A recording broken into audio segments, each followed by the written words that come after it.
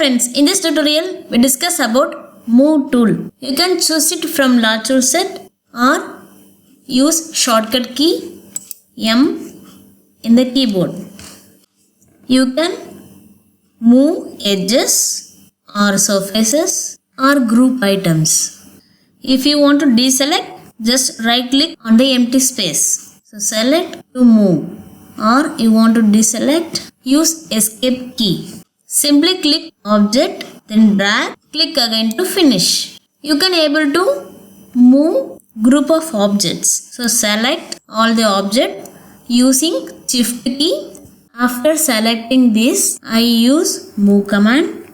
Now I can able to move lot of things. This way you can move various things at a time. I use escape key for deselect. Then click empty space. If you want to move this box, first you can select this, then use move tool and click perfect end point. So it automatically shows end point is a green color and midpoint is the blue color. So I click this end point and place over this end point.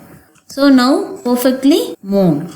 So using your end point, midpoints for a perfect moving. And also you can rotate your object using move tool. Select move tool. Which item you want to rotate, just go over it.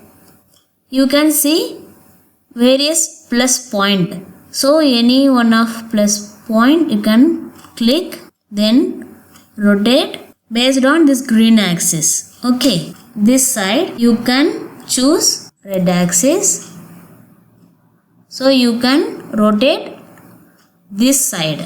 Okay, if need to rotate Z axis, just use this up arrow. So here you can click and rotate left or right.